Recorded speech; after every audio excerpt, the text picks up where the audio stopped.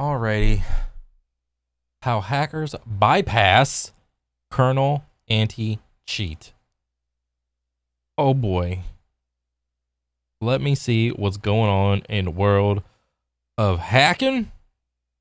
For as long as video games have existed, people trying to break those video games for their own benefit have come along with them. First time I really made a cheat, I was like, man, this is awesome, I want to do this more. So Lista was a small streamer who is top 300 in the world in Valorant, but it quickly became obvious why he was so good. Viewers noticed he was shooting enemies, but with... Wait, why would you ever use the cam with sight on? Can see you not clicking the mouse button. Lol. Not even clicking the mouse. Over the years, this has resulted in a type of defense that everyone is currently keeping their eye on. The League of Legends was introducing something known as Vanguard anti-cheat into their game. But the problem with the way that anti-cheat works is that anti-cheat software is basically just a rootkit that we're okay with, which allows a rootkit that you're okay with. Gain control of a computer system. And so for me personally, like I played like League of Legends on this computer for a little bit. I also played what's the shooting Valorant. I played Valorant on here for a little bit, and Vanguard was, you know, on my computer. Yeah, yes, if Riot wanted to, they could probably gain access to my computer, but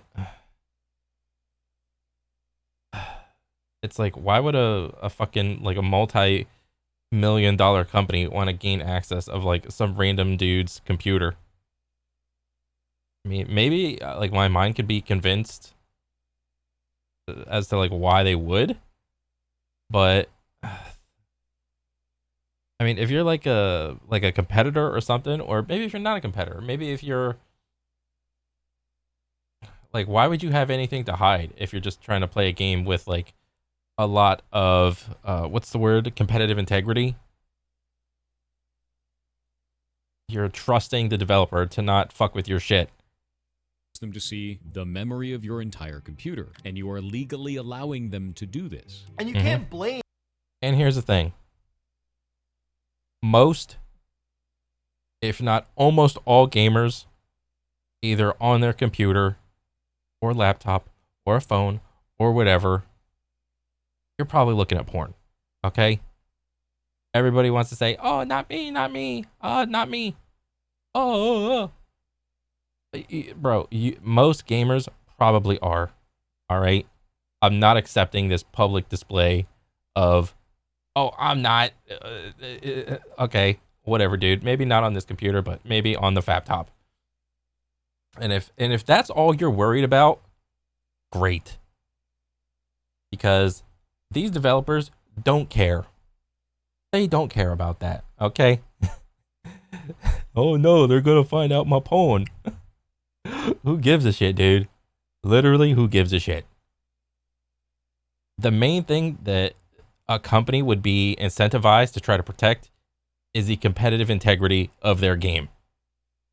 Any anti-cheat software out there. For them to protect their games, they have to do this. The Cold War of cheating has escalated to that level. Running at the deepest level of your system, kernel-level anti-cheat has been hailed as the most effective way of stopping cheaters. From what I, assess upon the many videos that I watch, there is no one-stop shop for anti-cheat. What essentially gets implemented is this sort of Swiss cheese tactic. Let's see, what's a good shape?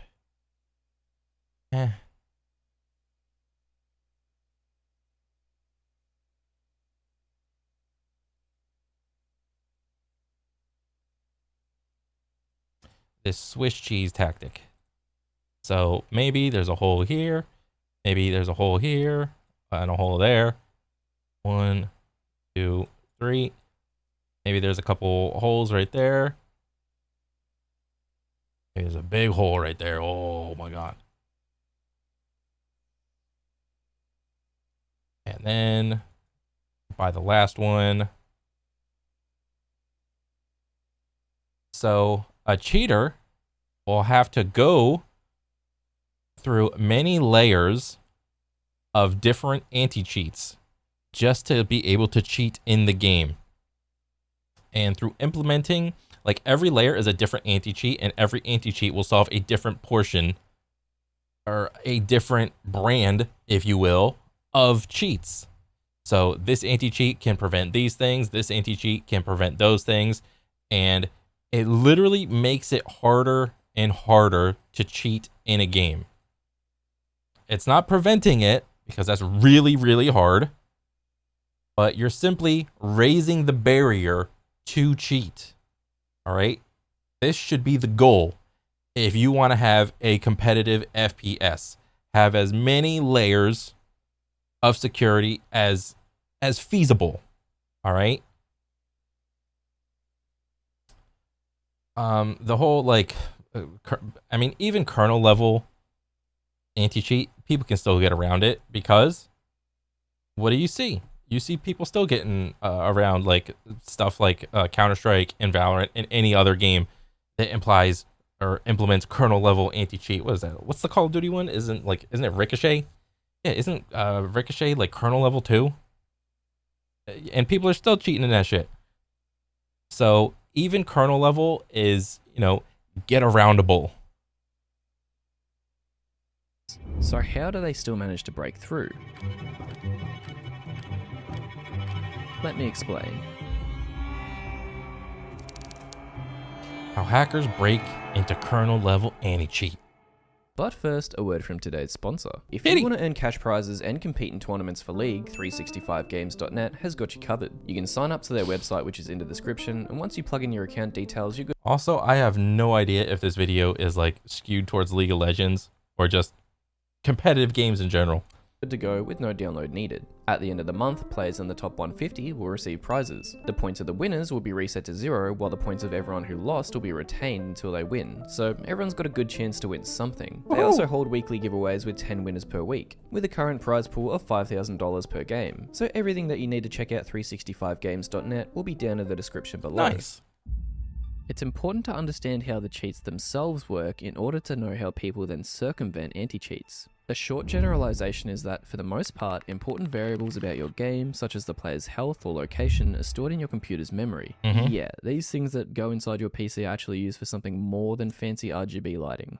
All of the temporary information that programs need to store client-side while they're running goes in here. You can then use the Windows API to read and overwrite this information. Programs like Cheat Engine are a wrapper for these sort of functions, making them more accessible. Normally, You could literally right now Google any competitive game and then type in the word cheats behind it, and there will be a multitude of cheat companies trying to sell you their little cheater subscription service. And a lot of the time, it is a little subscription service, and you'll be surprised at how cheap it really is and how easy it is for them to, provide this.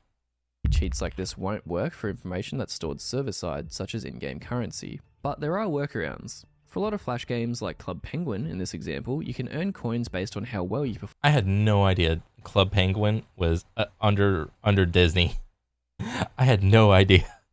In the games. What you could do, for example, is increase the amount of points that you've scored, which is stored in your memory before being sent off to the server in return for currency. An example for League is when you used to be able to adjust your masteries by using Cheat Engine as well. This let you break certain rules within the game, and you could do things like this.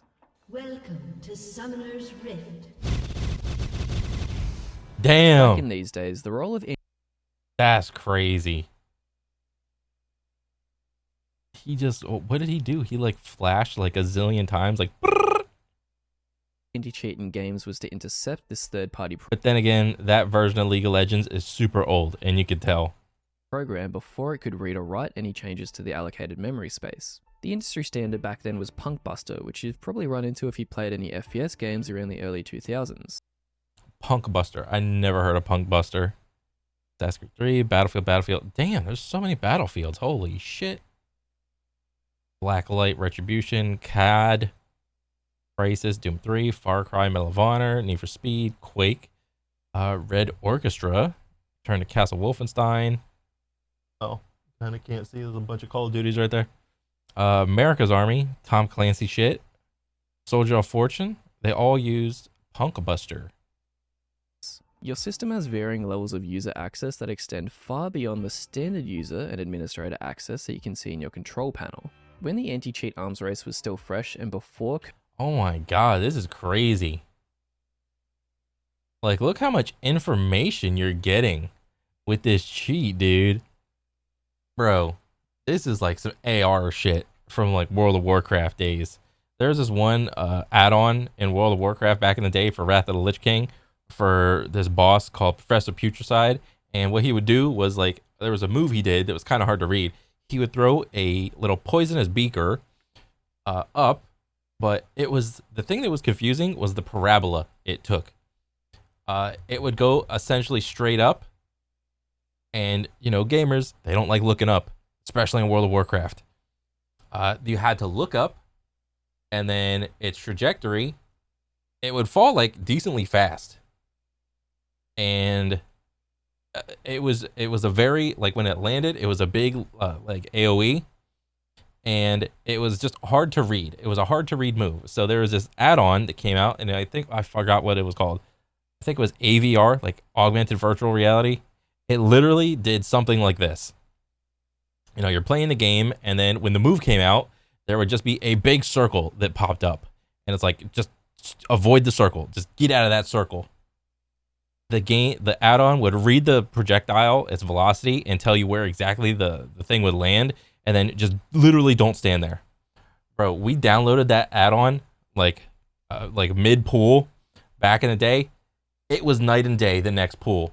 Everybody that was taking like 50, 60, 70k damage, dying mid-fight, like, oh shit, I don't know. Everyone's scratching their head. And then some dude said, like, hey, try this add-on out. Dude, everybody took like 10 minutes, downloaded the damn add-on, killed the boss, the literal next pool. So little damage. You look on like details or recount back in the day, everybody took so little damage. Everyone was just like, oh my god, this add-on's so fucking good.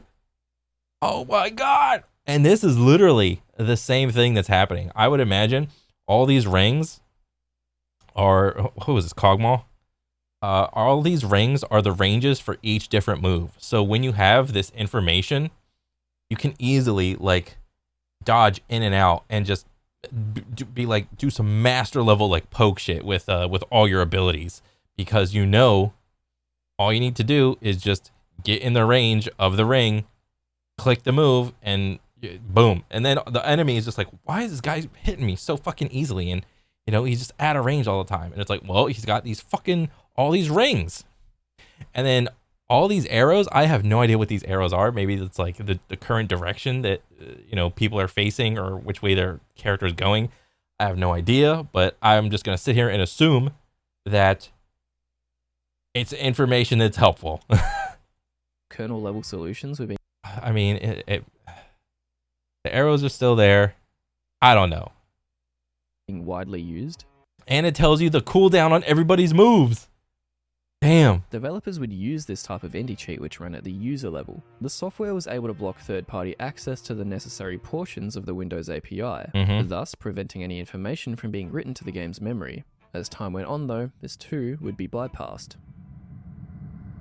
Aside from external cheats, which is what we've just covered, there's also a method of cheating internally. What this means is that the modified code is run internally within the game files, and as such has direct access to the game's memory. Typically this is done by injecting custom code through DLL files into the game. For example, this code could display a player's health and position on your screen, no matter where they are on the map. Walls. Again, since we're directly modifying game files here, it's fairly straightforward for an anti-cheat to scan for changes and take care of the malicious code. Both hackers and developers ended up surpassing this stage pretty quickly, so it leads us a bit deeper into the kernel.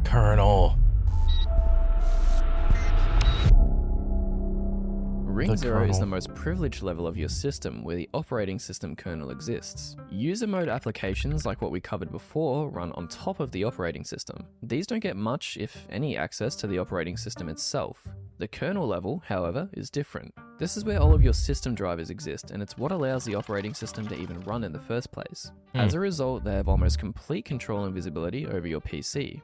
The majority of these are so important that they don't even get a chance to recover after they crash. For the most part, if one does end up crashing, your PC will just instantly, and you'll have to restart your entire system. There are multiple ways that this can be used to a hacker's advantage in order to run cheats of their own, and we are going to get into that. But first, let's take a look at one of the most notorious cases of a kernel-level anti-cheat being turned against itself and used as malware. Now what if I told you hackers finally did abuse the actual anti-cheat?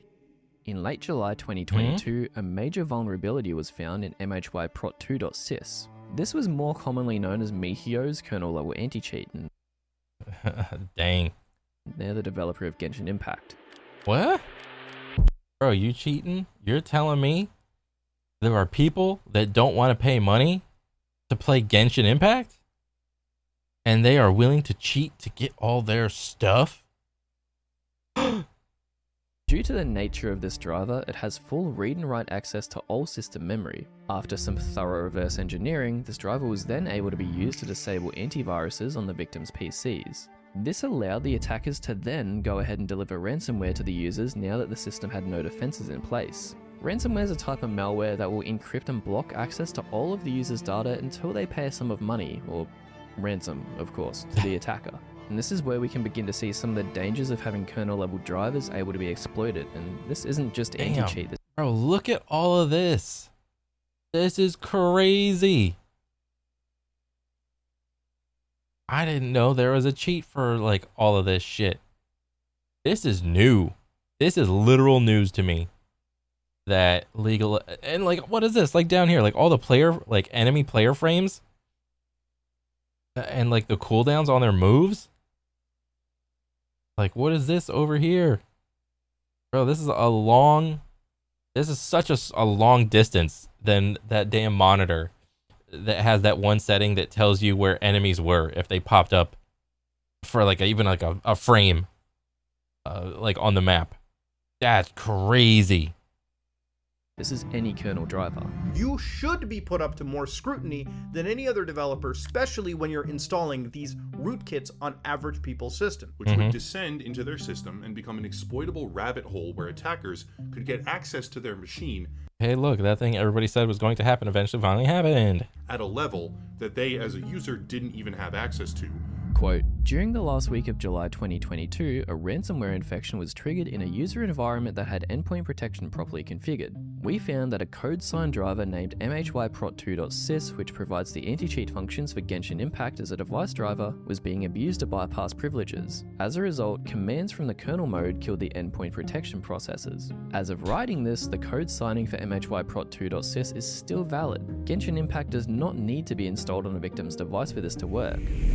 So how does this make any sense? Genshin Impact's not the issue. The important distinction here is that the game, in this case Genshin Impact, wasn't actually ever the problem. The anti-cheat that came along with it was able to be altered and shipped independently. Hackers could just grab this driver in isolation and then send it to a victim, whether it's through social engineering or some other sort of compromised software, and then, because it had been approved by Windows, which is another thing that we'll get into, it was able to disable the user's defenses. But how was the driver even able to run in the first place? Shouldn't that have been picked up by the antivirus before it even started? Well, that's a very good question. Drivers aren't something that can be shipped by any solo developer. There's a process called signing which has to take place before they're even allowed to run on your system.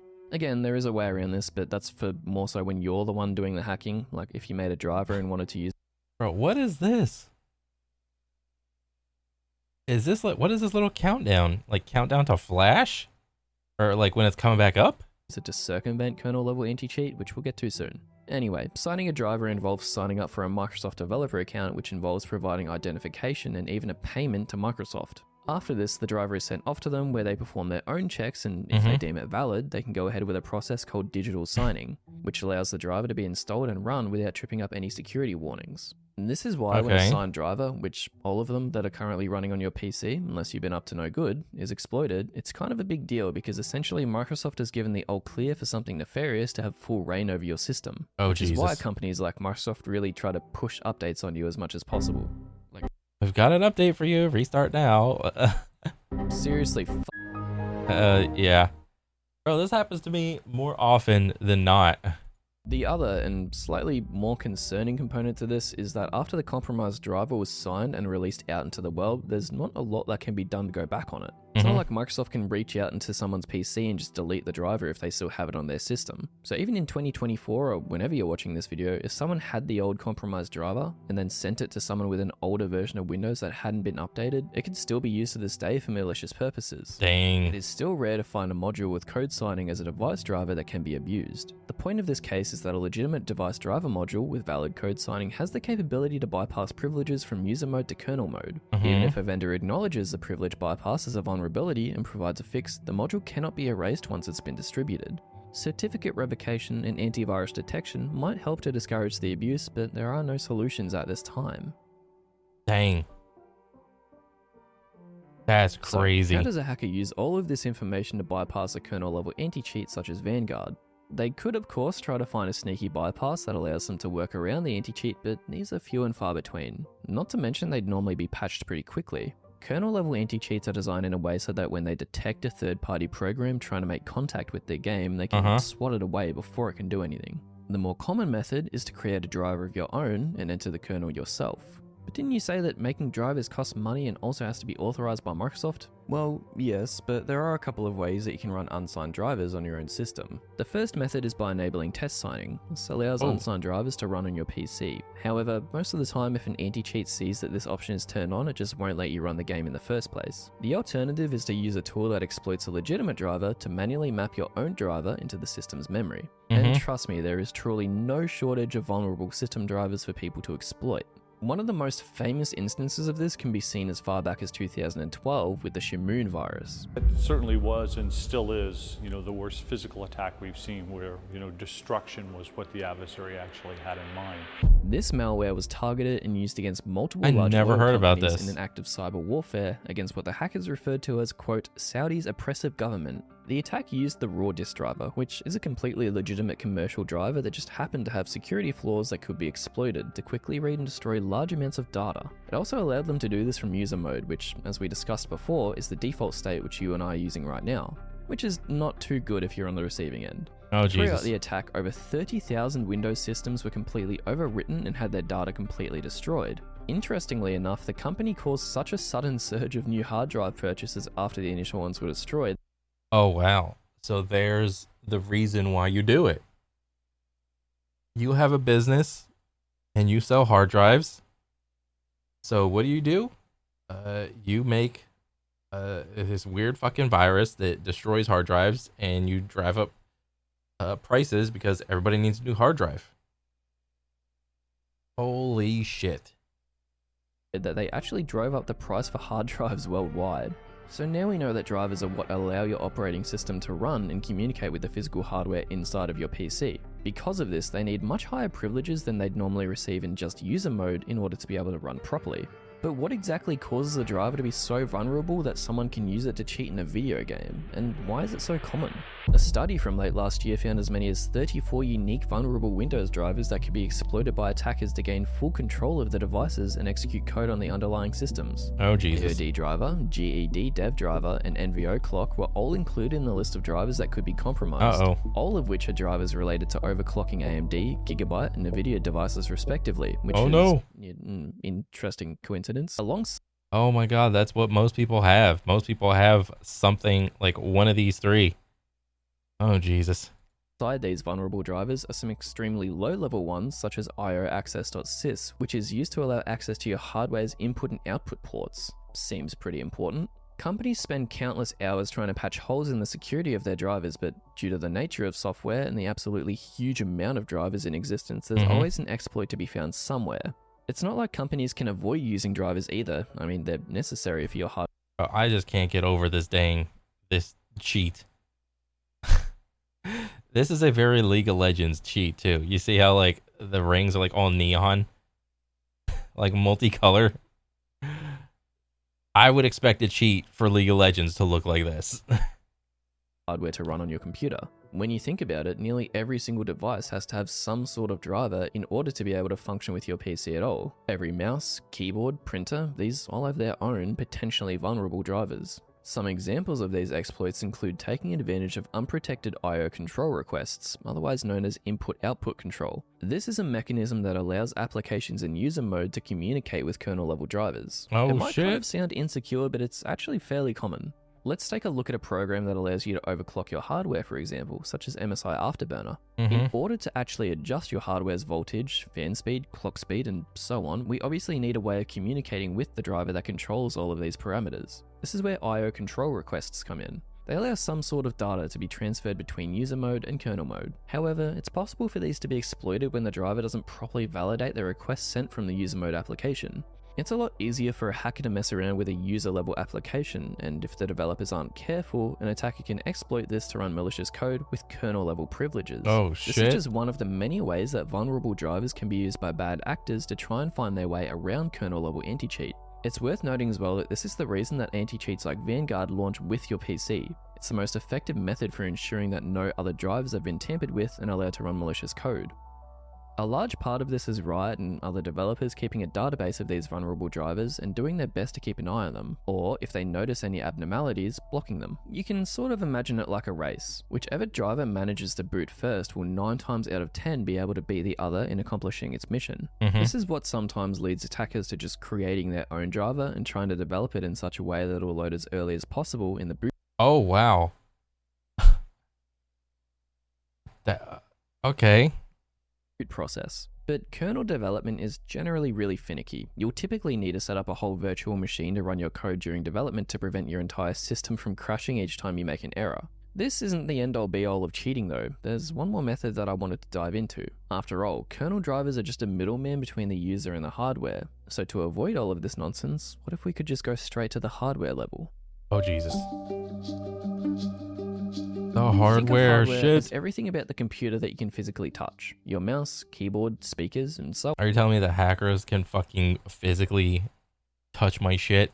on are all hardware. They're able to run on the computer using software. A hacker can directly target the hardware by using a method called DMA, or direct memory access. DMA allows peripheral devices to have direct access to your machine's RAM, or system memory. One of the most popular vectors for attack here is through a PCIe card, which are these things if you've ever built a PC or paid close attention to the back of it. Obviously this method requires a lot more effort, but for bad actors it is 100% worth it because by doing this you get to bypass the CPU and have direct access to the system memory.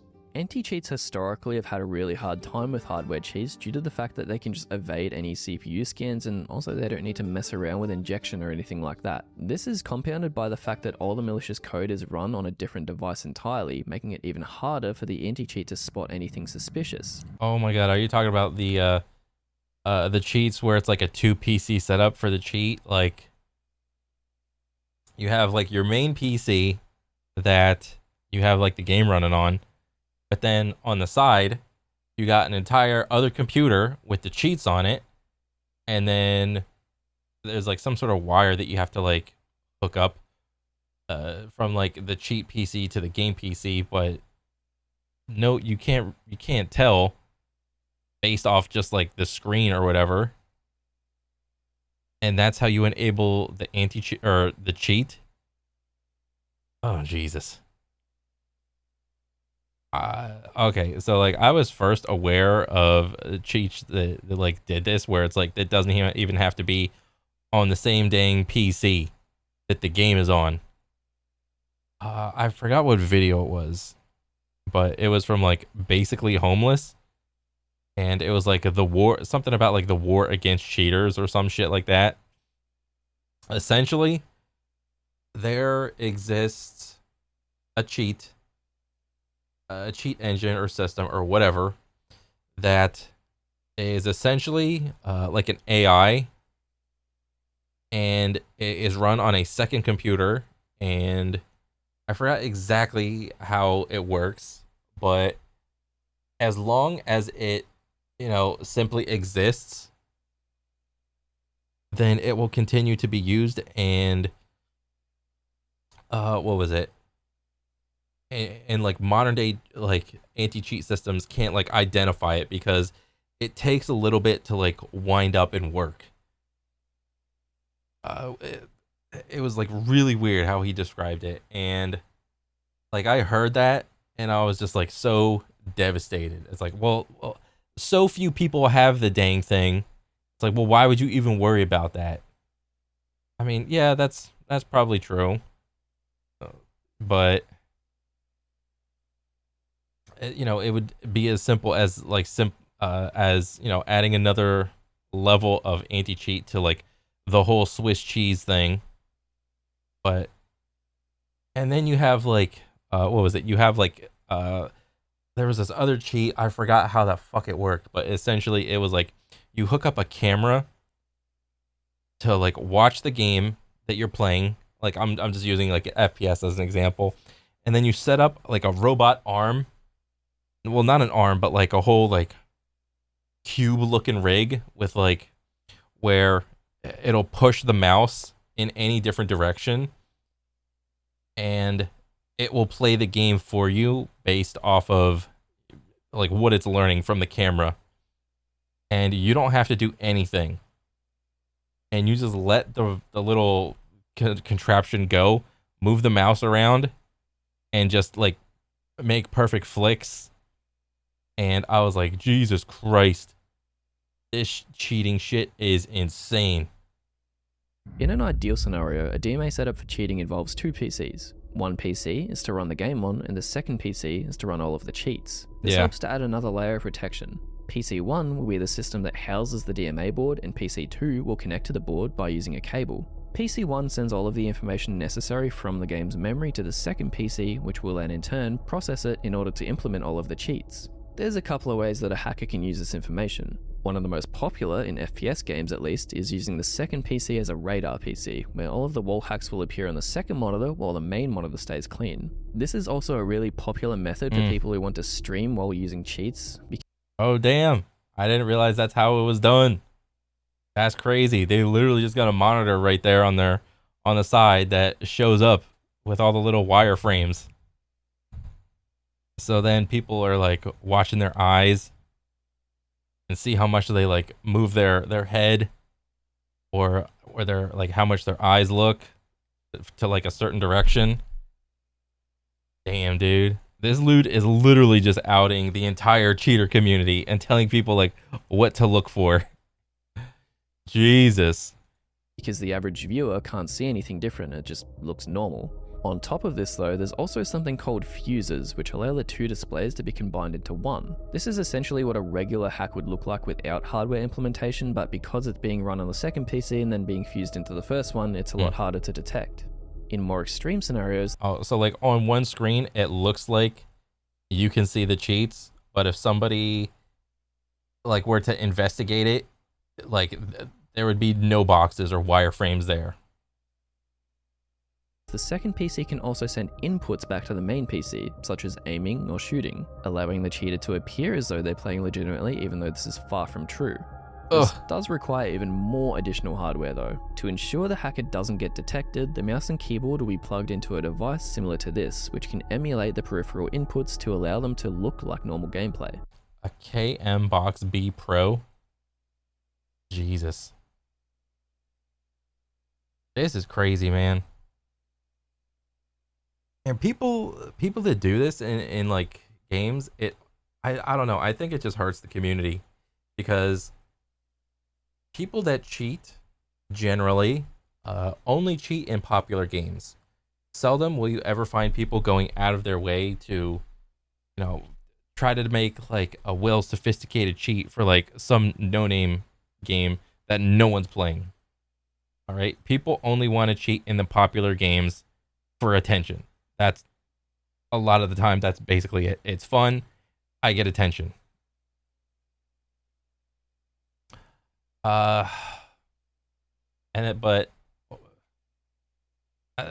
when that happens, it's like you hurt the community as a whole.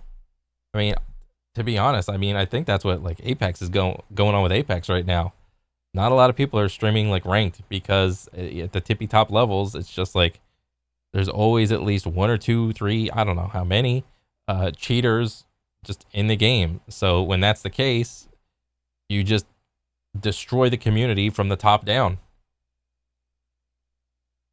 So, You make it so no one wants to play the game, no one wants to stream the game. You know, there'll be that public perception of like, oh, no one's playing. Why the fuck would I care about this game? And oh, okay, I'm just gonna stop playing. Just uninstall that game and go play something else. And then over the course of time, less and less people play. The game gets less and less popular. Less and less cheaters are gonna be like incentivized to cheat in the game because who they're to flex on. And then, you know, it's, you know, the player population goes down, cheater population goes down, and then the perception of the game is just in the dirt. It's like, I'm not playing that game. There's always fucking cheaters in there. So I don't know. That's the cycle. If you've heard the term Arduino bypass, this also works in a similar way. It appears like a legitimate input device, and it has inputs that can mimic that of an actual player. Never heard of it. Now, there is a reason that I can include all of these in a video, because I obviously don't want to spread methods that will just add more cheaters into games. For the most part, all of these methods have already been patched by all major anti-cheats, especially Vanguard. For example, I would say the average person that wants to cheat doesn't need to understand any of this. Like, maybe to some degree they probably should, but like for the most part, you know, if a regular dude wants to cheat for like the first time, you can just Google my favorite game cheats, go to the cheat Discord, pay like $5 for like a week or something, and then okay, you're cheating for a week, great. And then who knows what happens to that account? Maybe it gets caught, maybe it gets banned. Okay, just make another account, do the same thing. Vanguard, which I'll hone in on since this channel does primarily talk about League and Riot games, released an update earlier this year that patched the DMA and Arduino bypass methods. Remember how we mentioned that DMA exploits use the PCIe slot of your computer? Whenever you launch a game that's protected by Vanguard, it scans your PCIe slot and extracts the data. From here, it can see if anything suspicious is connected, and if so, the player will be eventually banned. This led to one of Valorant's biggest ban waves ever, especially when everyone thought that they were extremely safe using hardware cheats. It led to a bit of an uproar. Oh. Buy me, buddy. You have 70k. Oh no! What? Oh no! What did I do? Or is it just saying Val 5 rip? Wait. What is this? I got Val 5. What's Val 5? Like the screen that pops up and it's like cheater detected. We had like 5 people playing, and this is like what? Like a real-time reaction. A voice connected cum dumpster. What the heck? Cooler rant. So it's not color ant problem. I got Val 5. We had 5 people playing. No! Banned. Nerd. Oh, a review detected that actions on an account playing on this device violated the user rules section 7 in our terms of service. Error code Val 5. There it is. I got Val 5. Oh. No! No! Fuck them. Fuck them all. You fuck around, you gonna find out.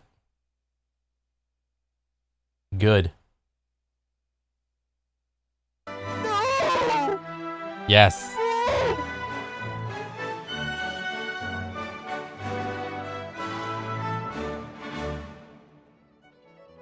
DMA has sort of been the final boss of kernel-level anti-cheat for quite some time now, so Vanguard being able to take most DMA cheats down was a fairly big feather in their cap. But despite its effectiveness, you can't deny that Vanguard isn't completely flawless. Just this week, there was a bug with it due to what LolDev referred to as a back-end networking issue. This what was that? What did I say? Completely flawless. Just this week, there was a bug with it due to what LolDev referred to as We're investigating an occurrence where players received errors and Vanguard error messaging due to a back-end networking issue. Keep an eye in client for updates. Any bans or restrictions that were served due to this error will be lifted ASAP. As a back-end networking issue. This was causing players to be kicked out of games en masse and even copying bans due to the system thinking they were abandoning games or going AFK. At the end of the day, stopping cheaters has to be weighed up and balanced with user privacy, and that's an issue that game devs are going to be facing at least for the foreseeable future. It also poses a question for the player. Do you trust the developer of the game that you're playing?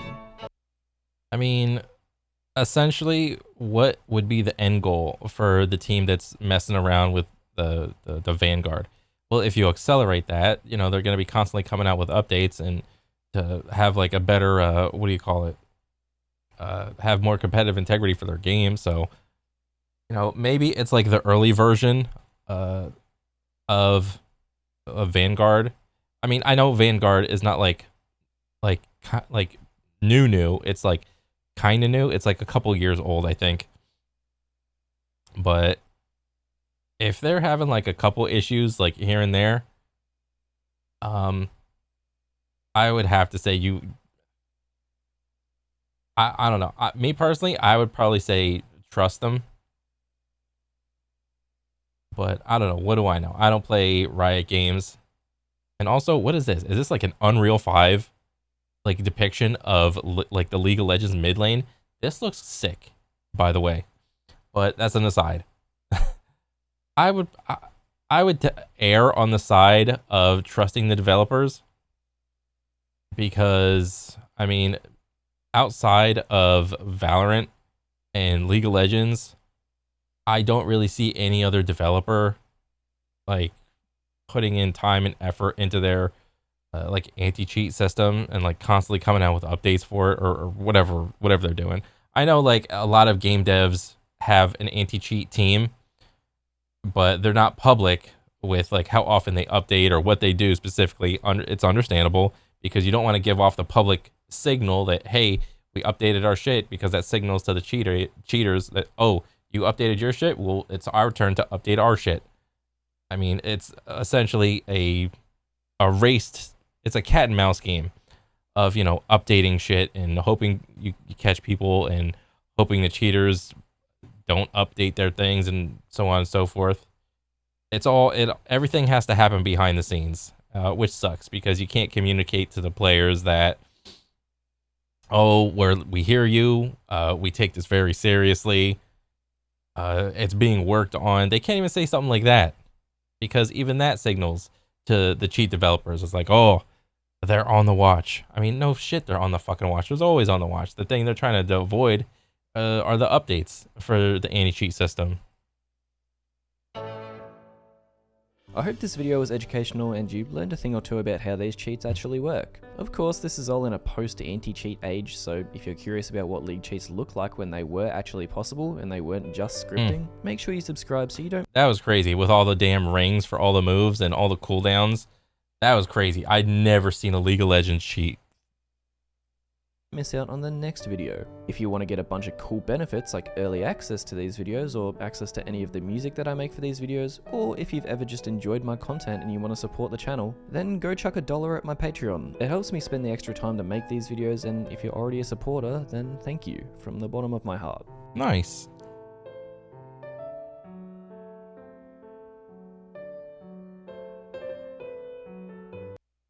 That was really cool. It was a quick little rundown on how, you know, cheaters get access to their games without being caught and so on and so forth. I'm sure it gets way more detailed. The more complex the cheat system gets and who's like on the bleeding edge of trying to create cheats for the most popular games being played right now. I'm sure it's really complicated, but I think this video did a great job of like laying out the basics and whatnot. But yeah, I liked it. I'm a fan, and I want to see more. But yeah, pretty cool, man. Other than that, I got nothing else to say. All right, I'll catch you guys on the next one. Later.